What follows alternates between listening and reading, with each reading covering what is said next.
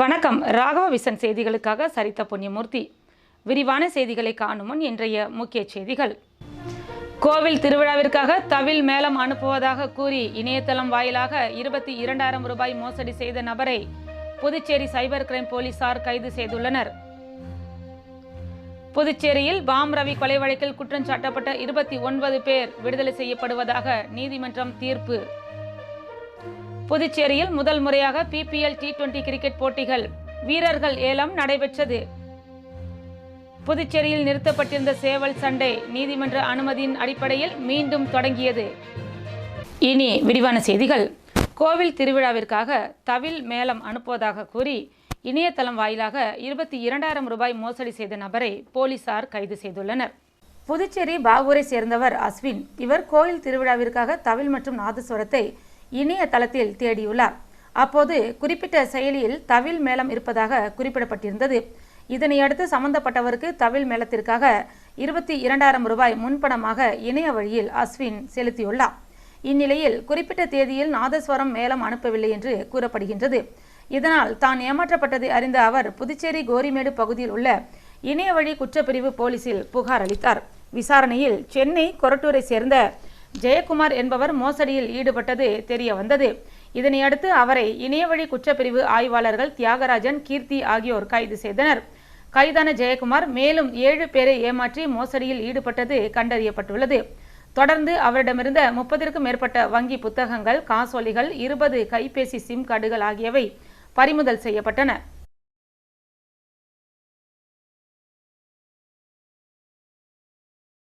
புதுச்சேரியில் பாம் ரவி கொலை வழக்கில் குற்றம் சாட்டப்பட்ட 29 பேர் விடுதலை செய்யப்படுவதாக நீதிமன்றம் தீர்ப்பு வழங்கியுள்ளது.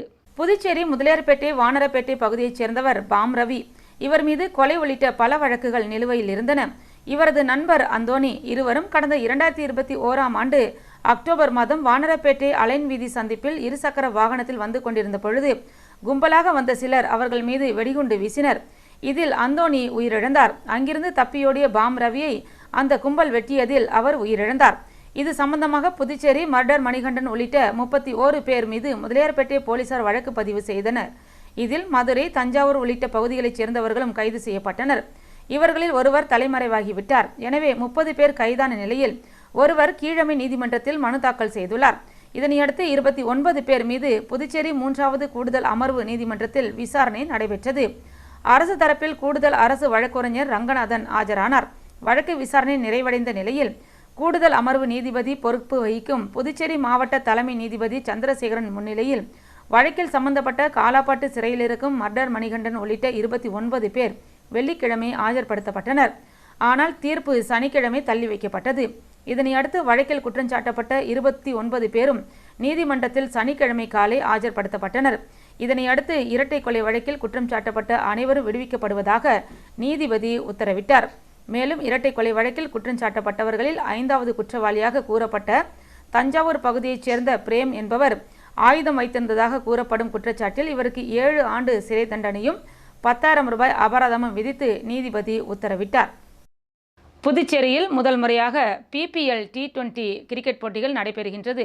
புதுச்சேரியில் முதல் முறையாக புதுச்சேரி கிரிக்கெட் அசோசியேஷன் மற்றும் பாண்டிச்சேரி பிரீமியர் லீக் இணைந்து நடத்தும் T20 கிரிக்கெட் போட்டி ஜூலை 5ஆம் தேதி முதல் 23ஆம் தேதி வரை புதுச்சேரி சீக்கம் விளையாட்டு மைதானத்தில் நடைபெற உள்ளது.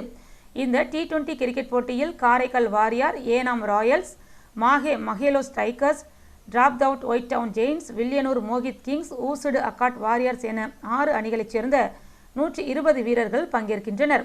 T20 கிரிக்கெட் போட்டியில் விளையாடும் வீரர்களை ஏலத்தின் மூலம் தேர்வு செய்யும் நிகழ்வு புதுச்சேரி சீக்கம் விளையாட்டு மைதானத்தில் நடைபெற்றது. இந்த 6 அணிகள் பங்கேற்று ஏலத்தின் மூலம் வீரர்கள் தேர்வு செய்யப்பட்டனர். இதில் ஒவ்வொரு வீரரும் குறைந்தபட்சம் 3 லட்சம் முதல் அதிகபட்சமாக 12 லட்சம் வரை ஏலம் எடுக்கப்பட்டனர். இதுகுறித்து புதுச்சேரி கிரிக்கெட் அணியின் கேப்டன் ரோஹித் கூறுகையில், புதுச்சேரியில் முதல் முறையாக கிரிக்கெட் T20 போட்டி பரிசுத் தொகை இல்லா கிரிக்கெட் போட்டியாக நடைபெறுகின்றது. வெற்றி பெறும் அணிக்கு கோப்பைகள் வழங்கி கௌரவிக்கப்பட உள்ளது. மேலும் இளைஞர்களை கவரும் வகையில் பல்வேறு ஏற்பாடுகளும் செய்யப்பட்டுள்ளதாக தெரிவித்த அவர், இந்த போட்டி முதல் முறையாக ஸ்டார் ஸ்போர்ட்ஸில் நேரடி ஒளிபரப்பு செய்யப்பட உள்ளது என்பது குறிப்பிடத்தக்கது என்றும் தெரிவித்தார். கிரிக்கெட் அசோசியேஷன் ஆஃப் பாண்டிச்சேரியின் தலைவர் தாமோதரன் தலைமையில் பிரீமியர் லீக்கின் ஆளும் குழுவின் சேர்மன் மகேஷ் மேற்பார்வையில் வீரர்களின் தேர்வு நடைபெற்றது. கிரிக்கெட் அசோசியேஷன் ஆஃப் பாண்டிச்சேரியின் கௌரவ தலைவர் ராமதாஸ், முன்னாள் செயலாளர் சந்திரன் மற்றும் நிர்வாகிகள் உடனிருந்தனர். புதுச்சேரியில் நிறுத்தப்பட்டிருந்த சேவல் சண்டை நீதிமன்ற உத்தரவின் அடிப்படையில் மீண்டும் தொடங்கியது. புதுச்சேரியில் தமிழர்களின் பாரம்பரிய விளையாட்டான சேவல் சண்டை உள்ளிட்டவை நடத்தப்பட்டு வந்தன. ஆனால் விலங்கினங்கள் துன்புறுத்தப்படுவதாக கூறி சேவல் சண்டை பல ஆண்டுகளாக தடை செய்யப்பட்டிருந்தது. இதனையடுத்து சேவல் சண்டையை நடத்த கோரி புதுச்சேரியை சேர்ந்தவர் நீதிமன்றத்தில் வழக்கு தொடுத்தார். அதன்படி சில நிபந்தனைகளுடன் சேவல் சண்டையை நடத்த உயர்நீதிமன்றம் அனுமதி அளித்தது. இதனையடுத்து புதுச்சேரி மேட்டுப்பாளையத்தில் வெற்றி கால்களுடன் சேவல் சண்டை நடைபெற்றது.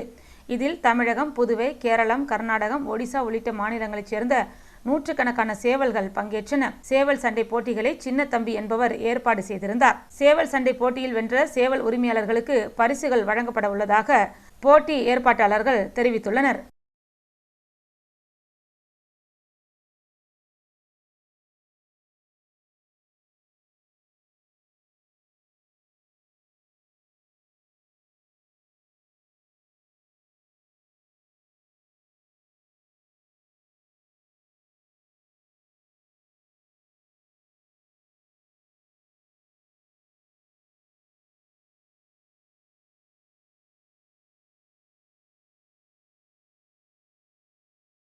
பங்குச்சந்தையில் முதலீடு செய்தால் அதிக லாபம் பெறலாம் என கூறி 17 லட்சம் ரூபாய் மோசடி செய்த பெண் குறித்து போலீசார் விசாரணை மேற்கொண்டு வருகின்றனர். புதுச்சேரி நயினார் மண்டபத்தைச் சேர்ந்தவர் பாலாஜி. இவர் இணையதளம் மூலம் மணப்பெண் தேடியுள்ளார். அப்போது அவரை தொடர்பு கொண்ட அடையாளம் தெரியாத பெண் நன்றாக பேசி பழகியுள்ளார். இந்நிலையில் இணையதளம் மூலம் பங்கு சந்தையில் முதலீடு செய்தால் அதிக லாபம் பெறலாம் என அந்த பெண் ஆசை காட்டியுள்ளார். இதனை நம்பிய பாலாஜி பல தவணையாக 17,15,000 ரூபாயை முதலீடு செய்துள்ளார். ஆனால் அவரால் லாபத்தையும் முதலீட்டையும் பெற முடியவில்லை. இதனையடுத்து அந்த பெண்ணை தொடர்பு கொள்ள முயன்ற போது அவரது கைபேசி அணைக்கப்பட்டிருந்தது.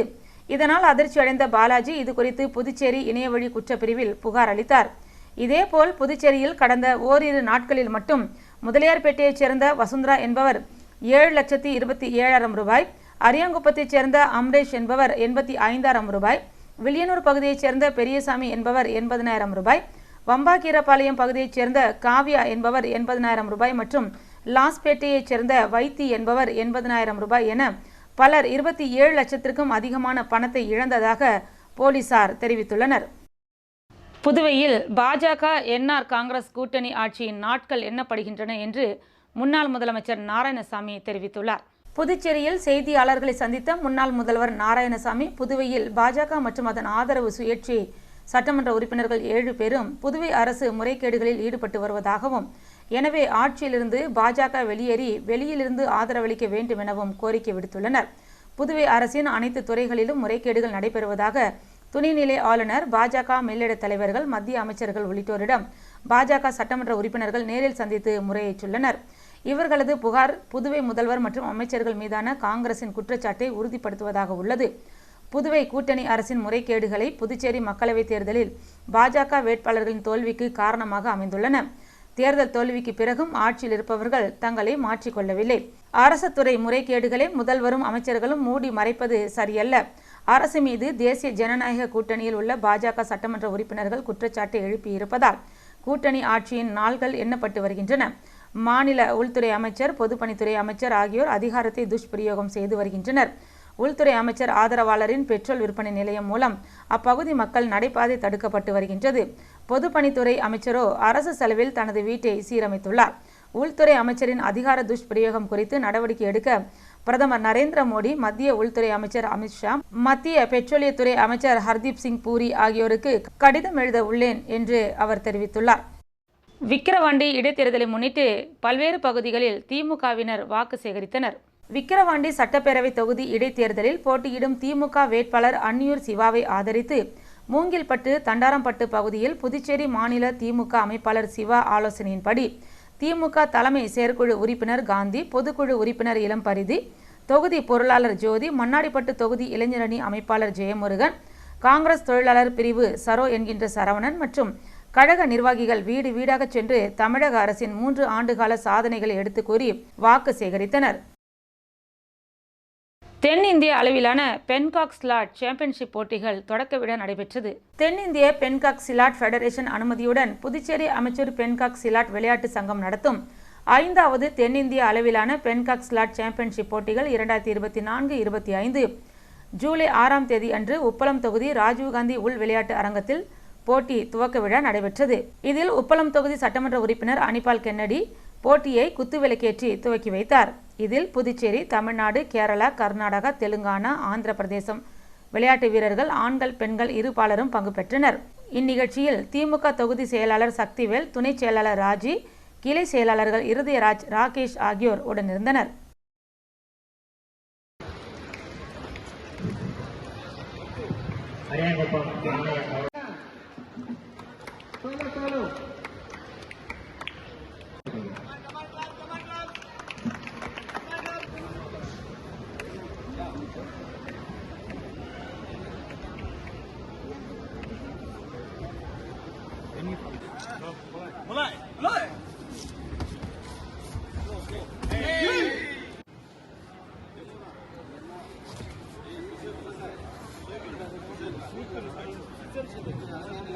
வில்லியனூரில் வீட்டின் முன்பு நிறுத்தி வைக்கப்பட்டிருந்த இருசக்கர வாகனத்தை திருடிய 2 இளைஞர்களை சிசிடிவி காட்சிகளின் அடிப்படையில் போலீசார் தேடி வருகின்றனர்.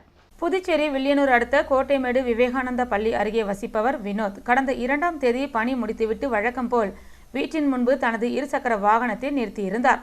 மறுநாள் காலை வந்து பார்த்தபொழுது தனது இருசக்கர வாகனம் காணாமல் போனது கண்டு அதிர்ச்சி அடைந்தார். இதுகுறித்த புகாரின் பேரில் வில்லியனூர் போலீசார் வழக்கு பதிவு செய்து அருகில் இருந்த சிசிடிவி காட்சிகளை ஆய்வு செய்தனர். அதில் ஒரு இளைஞர் முகத்தில் மாஸ்க் அணிந்து கொண்டு வினோத்தின் இருசக்கர வாகனத்தின் பூட்டை உடைத்து அங்கிருந்து செல்கிறார். பிறகு இன்னொரு இளைஞர் முகத்தை முழுவதும் பை மூலம் மூடியபடி வந்து பைக்கை தள்ளி கொண்டு செல்கிறார்.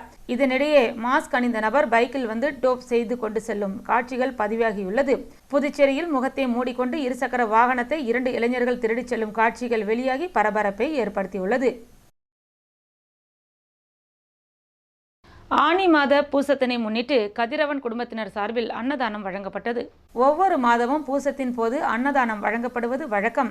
அதன் ஒரு பகுதியாக ஆனி மாத பூசத்தினை முன்னிட்டு வில்லியனூர் ராம பரதேசி சித்தர் கோவில் அருகில் சன்மார்க்கி கதிரவன், ஜெயா கதிரவன் ஏற்பாட்டின்படி செல்வராஜ் தலைமையில் அன்னதானம் வழங்கப்பட்டது. நிகழ்ச்சியில் தட்சணாமூர்த்தி, மாரி, செல்வி, விஜயா, இந்துமதி, கமல், ரகுராமன், பாலாஜி, அருட்பெருஞ்சோதி, ரங்கராஜன், சங்கர், எழில், பிரியதர்ஷினி, ஐஸ்வர்யா, யாஷிகா மற்றும் ராமலிங்க சுவாமிகளின் அருட்தொண்டர்கள் பலரும் கலந்து கொண்டனர். இதில் திரளான பொதுமக்கள் கலந்து கொண்டு அன்னதானம் பெற்று சென்றனர்.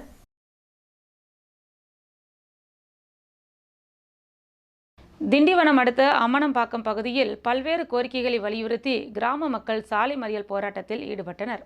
விழுப்புரம் மாவட்டம் திண்டிவனம் அடுத்த அம்மனம்பாக்கம் பகுதியில் சுமார் 200க்கும் மேற்பட்ட குடும்பங்கள் வசித்து வருகின்றனர். இப்பகுதியில் உள்ள குடியிருப்புகளில் உரசியபடி மிகவும் தாழ்வாக மின் கம்பிகள் செல்வதால் விபத்து அபாயம் இருப்பதாகவும், இங்குள்ள குடியிருப்புகளுக்கு வழங்கப்படும் மின்சாரம் சீரான முறையில் வழங்கப்படாததால் அடிக்கடி மின்சாதன பொருட்கள் பழுதடைவதுடன் அடிக்கடி மின்தடையும் ஏற்படுகிறது என்றும், மேலும் இங்குள்ள குடியிருப்புகளுக்கு குடிநீர் குழாய் வசதி ஏற்படுத்தி தரவில்லை உள்ளிட்ட அடிப்படை வசதிகளை செய்து தரக்கோரி கிராம மக்கள் சாலையில் அமர்ந்து மறியலில் ஈடுபட்டனர். இதுகுறித்து தகவல் அறிந்த ஊராட்சி மன்ற தலைவர் சம்பந்தப்பட்ட இடத்திற்கு நேரில் சென்று மறியலில் ஈடுபட்ட கிராம மக்களிடம் பேச்சுவார்த்தை நடத்தியதின் பேரில் அவர்கள் அங்கிருந்து கலைந்து சென்றனர். வில்லியனூரில் கெட்வெல் டயக்னோசிஸ் சென்டர் திறப்பு விழா நடைபெற்றது. புதுச்சேரி மாநிலம் வில்லியனூர் சட்டமன்ற தொகுதிக்குட்பட்ட வில்லியனூர் பெருமாள் கோவில் வீதியில் கெட்வெல் டயக்னோஸ்டிக்ஸ் சென்டர் திறப்பு விழா நடைபெற்றது. இதில் வேளாண் துறை அமைச்சர் தேனி ஜெயக்குமார் சிறப்பு அழைப்பாளராக கலந்து கொண்டு விழாவிற்கு தலைமை தாங்கி கெட்வெல் டயக்னோஸ்டிக்ஸ் சென்டரை ரிப்பன் வெட்டி குத்துவிளக்கேற்றி திறந்து வைத்தார். இங்கு மருந்தகம், கிளினிக், இரத்த பரிசோதனை நிலையம், இசிஜி உள்ளிட்ட அனைத்தும் செயல்படுகின்றது. இந்நிகழ்ச்சியில் சேகர், கலையரசி, காந்தி, சண்முகம், மணிமாறன், மகாலட்சுமி, மேலாளர் செந்தமிழ்ச்செல்வன் உட்பட ஏராளமானோர் கலந்து கொண்டு விழாவினை சிறப்பித்தனர். மேலும் மருந்துகள் அனைத்தும் குறைந்த விலையில் உடனடியாக கிடைக்கும் என்றும் இதன் நிறுவனர் தெரிவித்துள்ளார்.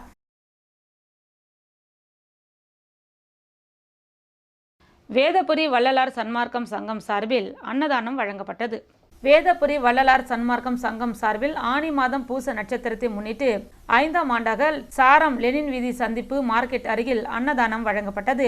இந்நிகழ்ச்சியில் சங்க தலைவர் வள்ளலார் கணேஷ் மற்றும் செயலாளர் கந்தசாமி ஆகியோர் அன்னதான பிரசாதத்தை பொதுமக்களுக்கு வழங்கினர். இந்நிகழ்ச்சியில் சங்க பொறுப்பாளர்கள் அன்பழகன் உடையார், அன்பானந்தம், லாஸ்பேட்டை சிவாலயா இளங்கோவன், ராஜ்பவன் ரவி பாண்டுரங்கன், தொழிலதிபர் விஜயராஜ், ஆர்ஜிஎம் சண்முகம், தியாகி மகன் புருஷோத்தமன், கொசப்பாளையம் ராஜேஷ், வழக்கறிஞர் ராமச்சந்திரமூர்த்தி, வழக்கறிஞர் ஆறுமுகம், சிவமுருகன், ஆட்டோ முருகன், காவல்துறை Sankaran, catering Jayanthi, Ramya battery service உரிமையாளர் பாலாஜி, ராஜா ஸ்நாக்ஸ் ஐயப்பன், பிரகாஷ், பத்தர் குமார், சீனு, சேகர் ஐயர், சுஜித் என்ற செந்தில் முருகன், புகழ் என்ற ராமலிங்கம், ஆசாரி தியாகராஜன் மற்றும் பலர் கலந்து கொண்டனர்.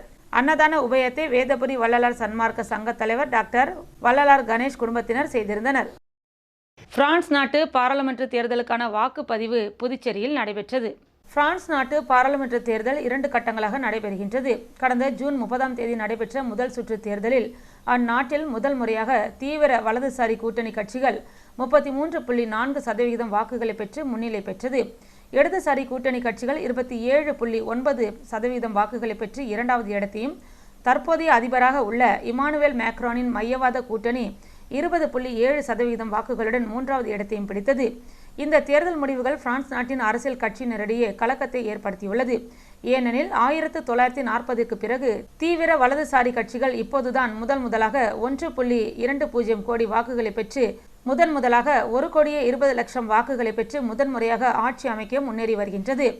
577 உறுப்பினர்களை கொண்ட பிரெஞ்சு பாராளுமன்ற தேர்தலில் அறுதி பெரும்பான்மை பெற 289 இடங்களை தீவிர வலதுசாரிகள் பெற்று ஆட்சி அமைத்துவிடக்கூடாது என்பதற்காக தற்போதைய அதிபர் இமானுவேல் மேக்ரானின் மையவாத கட்சியும் இடதுசாரி கட்சியும் இன்று நடைபெறும் 2ஆம் சுற்று தேர்தலில் வெற்றி பெற பல்வேறு வியூகங்களை அமைத்து வருகின்றன. இந்நிலையில் 2ஆம் சுற்று தேர்தலின் வாக்குப்பதிவு ஆசிய கண்டத்தில் உள்ள இந்தியா உள்ளிட்ட 42 நாடுகளை உள்ளடக்கிய ஒரு தொகுதிக்கு இந்தியாவில் புதுச்சேரியில் 2 தொகுதிகளிலும், சென்னை, காரைக்காலில் தலா 1 தொகுதிகளிலும் வாக்குப்பதிவு நடைபெறுகின்றது. புதுச்சேரி பிரெஞ்சு துணை தூதரகத்தில் அமைக்கப்பட்டுள்ள வாக்குச்சாவடியில் வாக்காளர்கள் தங்களின் வாக்குகளை பதிவு செய்தனர். புதுவையில் இன்றைய தங்கம் மற்றும் வெள்ளி விலை நிலவரம்.